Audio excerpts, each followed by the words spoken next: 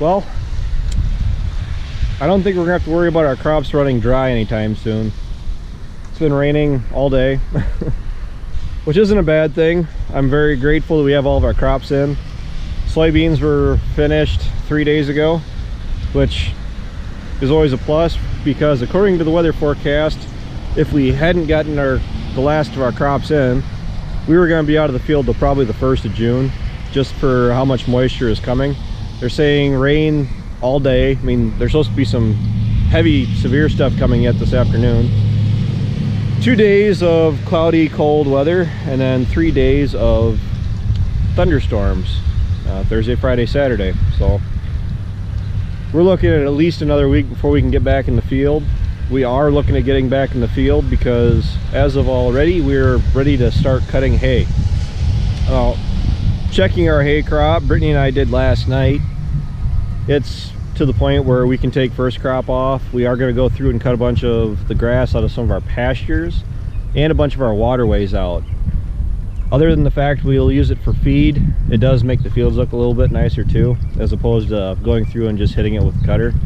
But we will be doing that also in some spots.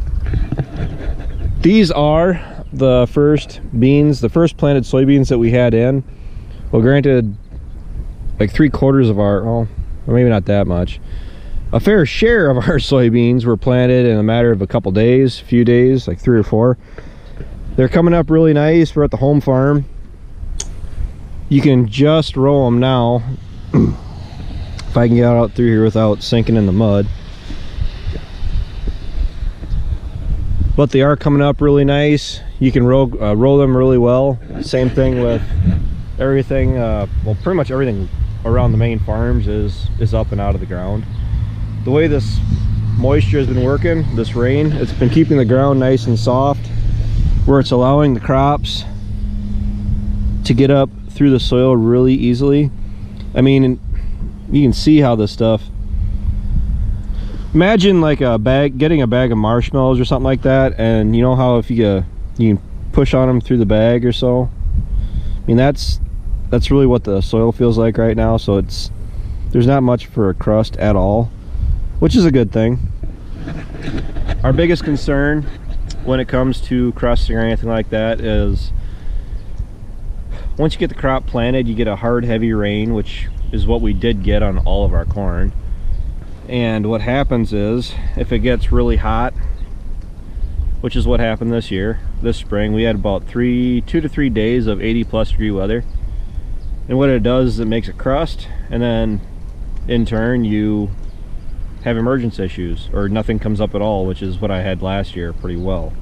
I had less than half of my soybean stand come up out of the ground last year, which resulted in that replant.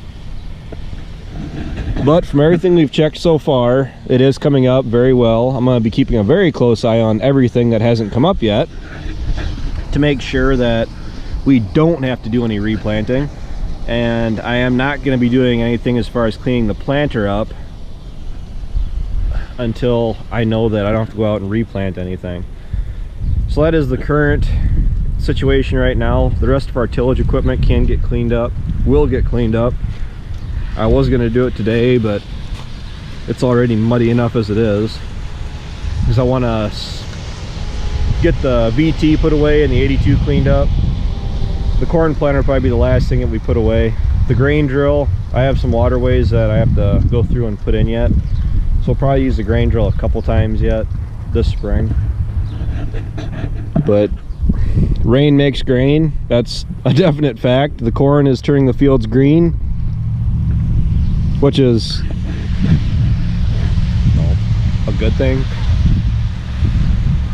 So until it dries up, which will hopefully be tomorrow, we can go through and maybe start working on some of this machinery in the shed. And I got about 24 odd jobs that have to get done also. But until we get to them, I'll talk to you guys tomorrow. Take care, take it easy, keep in touch.